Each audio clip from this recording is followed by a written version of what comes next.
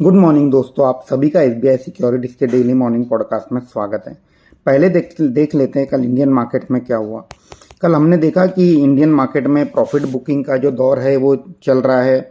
जब से ये साल का तीसरा सत्र रहा था कल, जहां हमने देखा कि ऊपरी लेवल से प्रॉफिट बुकिंग हो रहा है। और इसका एक मुख्य कारण ये है कि नवंबर और दिसंबर में जिस तरह से काफ़ी अच्छे गेन्स हमने इंडियन मार्केट में देखे हैं, उसके बाद हल्का फुल्का कंसोलिडेशन और प्रॉफिट बुकिंग आना जरूरी भी था और एक हेल्दी प्रॉफिट बुकिंग चल रहा है।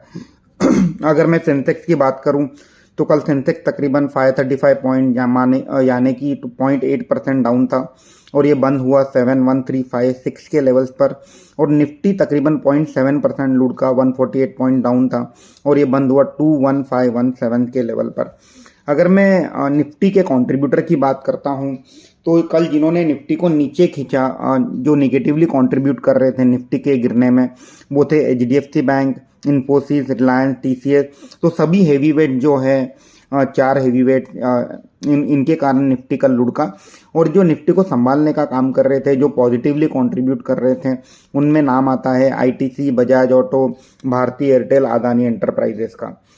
अगर मैं सेक्टोरल इंडाइसेस की बात करता हूं तो कल जो सेक्टोरल इंडाइसेस ग्रीन में थे उनमें थे Nifty realty, Nifty PSU bank, Nifty pharma, Nifty oil and gas sector. तो ये चारों सेक्टर ने कल इसमें पॉजिटिविटी देखी गई। और जो चार सेक्टर जहां निगेटिविटी थी उसमें से था निफ्टी आईटी, तकरीबन 2.5% नीचे बंद हुआ, निफ्टी मेटल्स 1.8% नीचे बंद हुआ और निफ्टी फाइनेंशियल सर्विसेज तकरीबन 0.4% नीचे बंद हुआ। अगर मैं एडवांस टू डिक्लाइन की बात करता हूं, जो कि मार्केट ब्रेड्स को दर्शाता है, कल 2137 स्टॉक्स ने पॉजिटिव में क्लोजिंग दी है और 1706 स्टॉक्स ने निगेटिव में क्लोजिंग दी है। तो एडवांस टू डिक्लाइन रेशियो कल बुल्स के फेवर में था।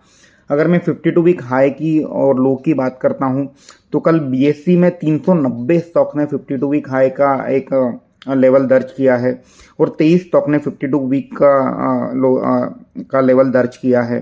390 स्टॉक का 52 वीक हाई दर्ज करना मतलब मार्केट में अंडरलाइंग मोमेंटम काफ़ी स्ट्रांग है।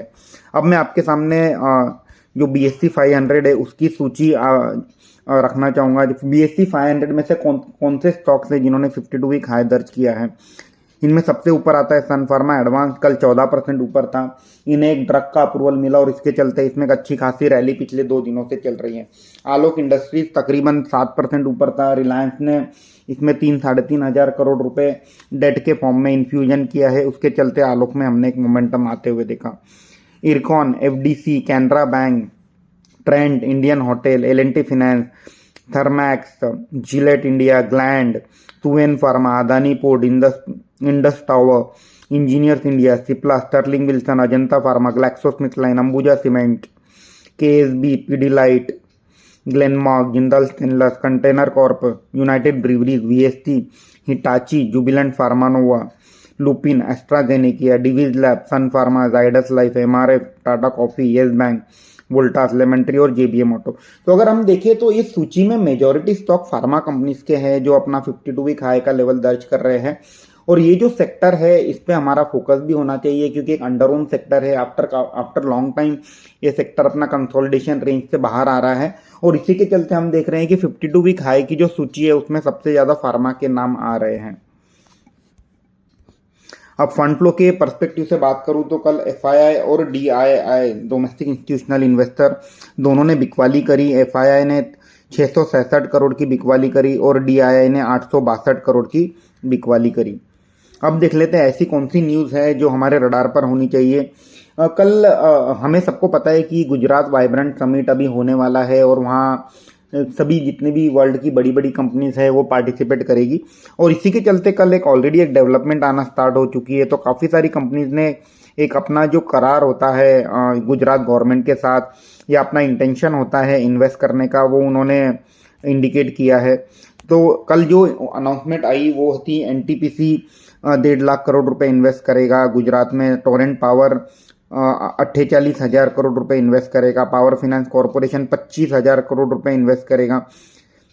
ONGC 12,000 crore, GIPCL 8,000 crore, power grid 15,000 crore, HPCL 4,000 crore, NHPC 4,000 crore, IOCL 1,700 crore, Arvind 3,000 crore, Arcelor Mittal 1 lakh crore. एक बात मैं बता दूं कि ये एक इंटेंशन होता है, इसका मतलब ये नहीं है कि ये कंपनी जाकर के पहले ही साल में ये सब पैसा इन्वेस्ट करेगी। ये एमओयू होता है और ये जो जितनी भी इन्वेस्टमेंट है इन्हें इन्वेस्ट करने का जो समय होता है मैं 3 से 5 साल, 7 साल, 8 साल भी हो सकता है। तो हालांकि बट मार्केट क्या है, जब ये बड़े बड़े आंकड़े सुनेगा तो इसमें एक एक्साइटमेंट क्रिएट होगी और एक शॉर्ट टर्म के लिहाज से इसमें एक पॉजिटिव रिएक्शन हम मार्केट में देख सकते हैं। इनमें से जो मुख्य न्यूज़ मुझे जो मेरे रडार पर है वो है पावर फाइनेंस कॉर्पोरेशन की, जहां इन्होंने 25,000 करोड़ का एमओयू साइन किया है गुजरात गवर्नमेंट के साथ to fund the renewable energy project. तो पावर फाइनेंस कॉर्पोरेशन में आज पॉजिटिव रिएक्शन हम आते देख सकते हैं। टेलीकॉम कंपनीज का कल मंथली सब्सक्राइबर का डेटा आया, उसमें यह पाया गया कि जियो ने सब्सक्राइबर जोड़े हैं और भारती और वोडाफोन के सब्सक्राइबर घट गए हैं। तो एक इसकी जो पूरी डिटेल है आपको हमारे जो मॉर्निंग रिपोर्ट है उसमें मिल जाएगी। मॉर्निंग रिपोर्ट आपको टेलीग्राम चैनल पर मिलेगी एसबीआई सिक्योरिटीज़ के। At the same time SBI securities की वेबसाइट पर भी ये मॉर्निंग रिपोर्ट अवेलेबल है। और अगर आपको आप अगर एसबीआई सिक्योरिटीज़ के क्लाइंट है तो आप आपके डीलर या एडवाइज़र को बोलिए, वो आपसे भी मॉर्निंग रिपोर्ट व्हाट्सएप पर शेयर कर देंगे। तो टेलीकॉम कंपनीज के डेटा के लिहाज से मुझे लगता है कि एक हल्का फुल्का पॉजिटिव रिएक्शन रिलायंस में हम देख सकते हैं। कल 2 बैंकों के डेटा है, इंडसइंड बैंक और उज्जीवन स्मॉल फाइनेंस बैंक, दोनों के ही नंबर काफ़ी अच्छे हैं। इंडसइंड बैंक में डिपॉजिट 13% बढ़ा है, एडवांसेस 20% ऊपर रहा है। उज्जीवन स्मॉल फाइनेंस बैंक में डिपॉजिट 29% ऊपर रहा, एडवांसेस 17% ऊपर रहा। तो एक पॉजिटिव रिएक्शन आज हम दोनों बैंक में देख सकते हैं। बजाज फाइनेंस के आज मॉर्निंग में आंकड़े आए, काफ़ी अच्छे प्रोविजनल नंबर आए हैं। आज बजाज फाइनेंस में भी एक पॉजिटिव रिएक्शन हम देख सकते हैं।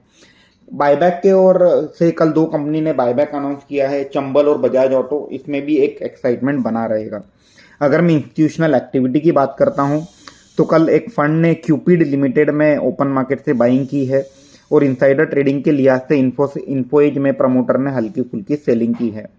अगर मैं आज का डिस्कशन समअप करूं तो ओवरऑल सेंटीमेंट आज के लिहाज से, आज के ट्रेडिंग के एंगल से निगेटिव चल रहे हैं। ग्लोबल क्यूज निगेटिव हैं। यूएस, यूरोप और एशियन मार्केट तीनों ही मार्केट निगेटिव में ट्रेड कर रहे हैं। गिफ्ट निफ्टी जो कि एक अपना इंडिकेटर है अर्ली इंडियन इक्विटी मार्केट का, जब हम ये पॉडकास्ट रिकॉर्ड कर रहे हैं इंडिकेट कर रहा है कि फ्लैट ओपनिंग रहेगा, 21,617 के आसपास ट्रेड कर रहा है।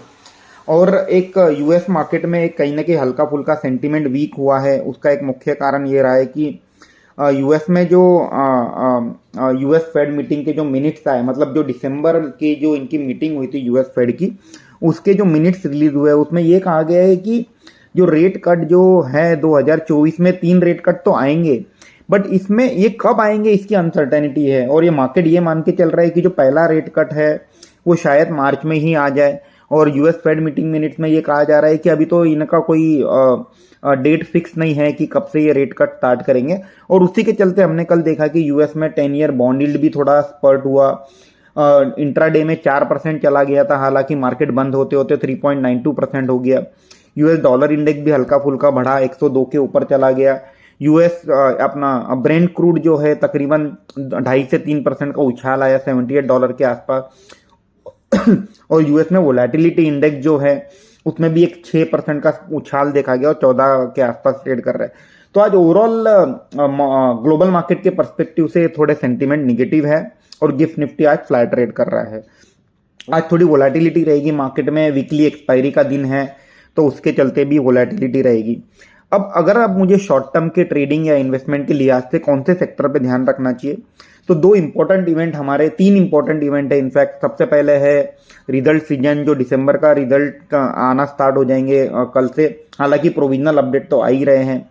फिर गुजरात वाइब्रेंट समिट है, उसमें काफ़ी सारी अनाउंसमेंट आते हुए देखेंगे हम, ऑलरेडी इसके रिलेटेड अनाउंसमेंट आना स्टार्ट हो चुकी है। और फिर है यूनियन बजट जो कि 1 फरवरी को है। तो हमें ऐसे सेक्टर्स पर फोकस करना चाहिए जो कि Gujarat vibrant summit, upcoming result season और जो बजट है, इनमें किन किन को बेनिफिट होगा। तो मुझे लगता है कि जो सेक्टर हमें फोकस करना चाहिए ट्रेडिंग और इन्वेस्टमेंट के लिहाज से, उनमें से रहेगा railway, defence, FMCG, auto, pharma और स्टॉक स्पेसिफिक बीएफएसआई सेक्टर में हमारा फोकस होना चाहिए। और इसके अलावा पावर सेक्टर में भी हमारा ध्यान होना चाहिए, स्पेशली रिन्यूएबल एनर्जी के side.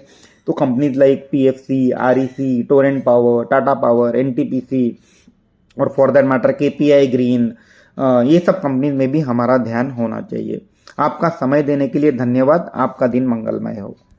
Investment in securities market are subject to market risks. Read all the related documents carefully before investing.